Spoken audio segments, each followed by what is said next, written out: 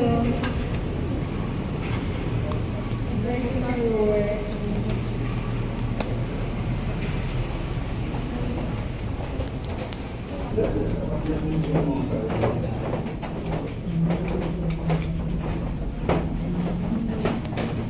Ay, parang pang ano?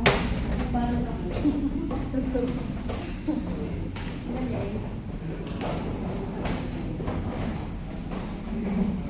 Yan, proceed po tayo dito para may upo yun.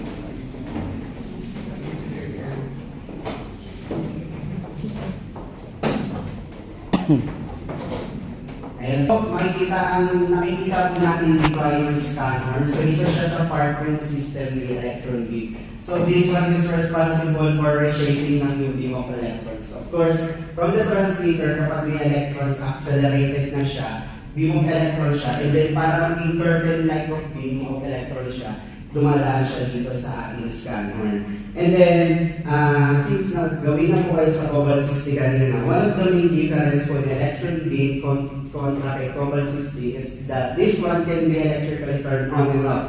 Parang yung mga appliances lang natin sa bahay. So, ito, kapag tinaban na, this one is a survey meter of our yung dose rate ng sa surrounding. And then, ayan, kapag tinignan natin, 0.05 microsievert. So, it's a background radiation. So, ganun po siya. Hindi ko lang sa Cobalt 60, of course, it uses radioactive material. Continuously po siyang nag-emit ng radiation. Hindi po tulad dito, kapag in-off, walang electricity, off po siya talaga. Ginagawa sa Cobalt 60, of course, shielding na para ma-reduce po yung radiation. And then another main difference po ni electron beam contra kay Cobalt 60, yung penetration level po na. So kung nakita natin kanina yung mga tote boxes, nilalagay po yung mga sako-sako ng mga spices, and then capable pa rin po si Cobalt 60 na i-irradiate siya kasi very, very penetrating po si gamma rays.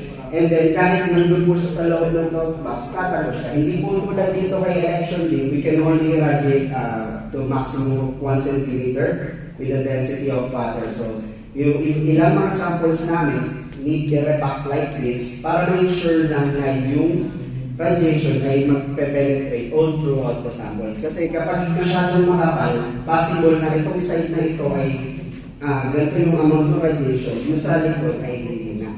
So, ayun po yung iniiwasan natin. But, we use two-sided irradiation. So, pwede rin po yun. Kapag no choice, ayan. So, ipapastro mo siya, tapos paglabas, babalik ka rin ang agad. So, para ma-ensure lang na homogeneous or equal yung both sides. And then, lastly po, difference ni electron beam contra kay Cobalt 60 is that it can provide continuous amount, consistent amount of dose. At the same time, mataas na amount ng dose. So, to compare, kung kay Cobalt 60, yung 6 kg is around 15 hours para maano yun sa sample. 0 seconds lang po, as ipapastro lang po talaga siya. And then, ano naman natin yung radioactive material, of course, nag-undergo siya ng radioactive decay. So, Cobalt 60, after 5 years, kalahati activity. Of course, yung dose na mabibigay niya doon sa sample, mas mababa rin. Dito lang kay Beam, since it's electrically turned on and off, as long as healthy siya and wala siyang aberya, it can provide a consistent amount of dose. And then dito po,